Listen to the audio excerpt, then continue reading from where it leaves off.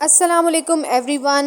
आज हम बात करेंगे गैट का जो पेपर है, जो टेस्ट है, उसकी प्रिपरेशन के हवाले से कि उसकी तैयारी किस तरह से करनी चाहिए।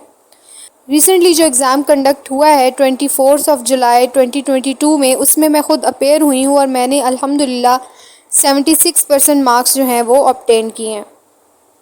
उसी हवाले से मैं आपको बताऊंगी, स्टूडेंट्स को गाइड करूंगी, क्योंकि ये जो इस दफ़ा एग्ज़ाम हुआ है वो बहुत ज़्यादा ट्रिकी था और स्टूडेंट्स को बहुत ज़्यादा मुश्किल दरपेश आई है। तो मैंने सोचा कि क्यों ना इस पर एक वीडियो बना दी जाए और स्टूडेंट्स को गाइड कर दिया जाए कि किस तरह से वो पासिंग मार्क्स जो हैं वो ऑब्टेन कर सकते हैं। सबसे पहले आपको अपना गैट टेस्ट का सिलेबस है उसको फॉलो करना है और आपने वही सेक्शंस जो हैं वो पढ़ने हैं और उन्हीं की तैयारी करनी है। अब बात आती है कि तैयारी करनी कहाँ से है। तैयारी करने के लिए सबसे जो बेस्ट ऑप्शन है वो है बेयर एक्ट का। आप बेयर एक्ट को फॉलो करें। अब कुछ स्टूडेंट्स ऐसे होते हैं जो बेयर एक्ट को देखते ही ये सोचने लगते हैं कि हमें इसमें से जस्ट सेक्शंस याद करने हैं तो हम जो है वो परफेक्टली पेपर अटेम्प्ट कर सकते हैं।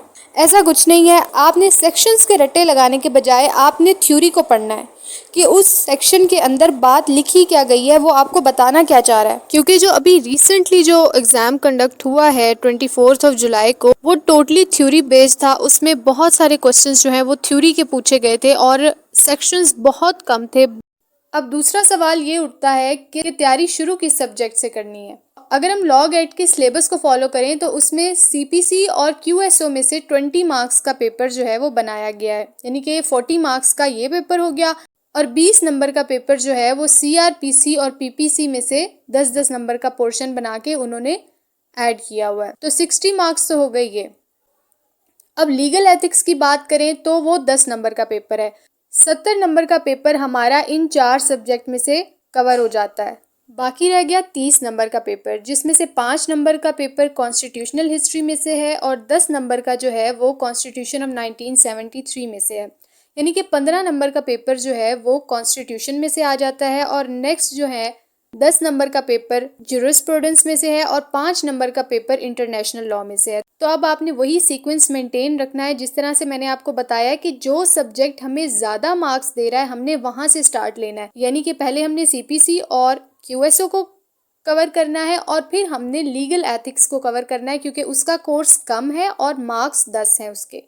उसके बाद हमने सीआरपीसी और पीपीसी की तैयारी करनी है। जो जो सेक्शंस उन्होंने ये सिलेबस में बताए हैं आपने उनकी जस्ट थ्योरी पढ़नी है। नेक्स्ट आपने मूव करना है कॉन्स्टिट्यूशन ऑफ 1973 पे। कॉन्स्टिट्यूशन के भी वही इंपॉर्टेंट क्वेश्चन है। एलएलबी पार्ट 3 के सिलेबस में जो हम पढ़ चुके हैं वही सारे क्वेश्चंस हैं, उसमें भी उनको हमने रिवाइज कर लेना है। देन हमने कॉन्स्टिट्यूशनल हिस्ट्री पे मूव करना है, क्योंकि उसमें से 5 नंबर का पेपर है। अगर हम इन्हीं सब्जेक्ट्स को फॉलो कर लेते हैं तो इसी में से हमारे अच्छे खासे पासिंग मार्क्स जो हैं वो ऑब्टेन हो जाते हैं। ये जो सारे सब्जेक्ट्स हैं मोस्टली ये फाइनल ईयर के सब्जेक्ट्स हैं जो हमने रिसेंटली फाइनल ईयर में पढ़े हैं। तो अगर मैं आपको अपना पर्सनल एक्सपीरियंस बताऊं या प्रिपरेशन के हवाले से बताऊं तो मैंने जो तैयारी स्टार्ट की थी वो मैंने हाईएस्ट स्कोरिंग मार्क्स से स्टार्ट की थी, यानी कि सीपीसी और क्यूएसओ से स्टार्ट की थी, क्योंकि वो हमें ज़्यादा मार्क्स देते हैं। और देन मैंने लीगल एथिक्स को कवर किया था। उसके बाद मैंने पीपीसी, सीआरपीसी और कॉन्स्टिट्यूशन को पढ़ा और बाकी सब्जेक्ट्स जो है वो मैंने टू बी वेरी ऑनेस्ट इतने अच्छे तरीके से प्रिपेयर नहीं किए थे, लेकिन क्योंकि जो सब्जेक्ट्स मैंने कवर किए थे वही हाईली स्कोरिंग मार्क्स थे तो मैंने उन्हीं को ही कवर करना जो है वो मुनासिब समझा। बाकी ये कि मैंने थ्योरी पढ़ी थी, मैंने बेयर एक्ट को पढ़ा था और जो मार्केट्स में की बुक्स हैं उनको मैंने बिल्कुल नहीं पढ़ा था और आपको भी मैं यही सजेस्ट करूँगी कि आप की बुक्स को फॉलो नहीं करें।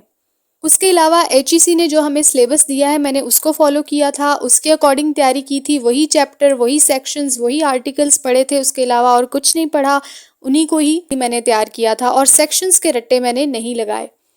बाकी ये कि पेपर जो है वो बहुत ज़्यादा ट्रिकी था, एक स्टेटमेंट को बार बार पढ़ना पड़ा था और उसको समझ के जो है वो उसका आंसर करना पड़ा था, ये चीज़ थी। और आपको भी इसको देखना पड़ेगा कि बाज़ औक़ात एक स्टेटमेंट को वो नेगेटिव वे में देते हैं जो स्टूडेंट्स को बहुत ज़्यादा कंफ्यूज कर देती है।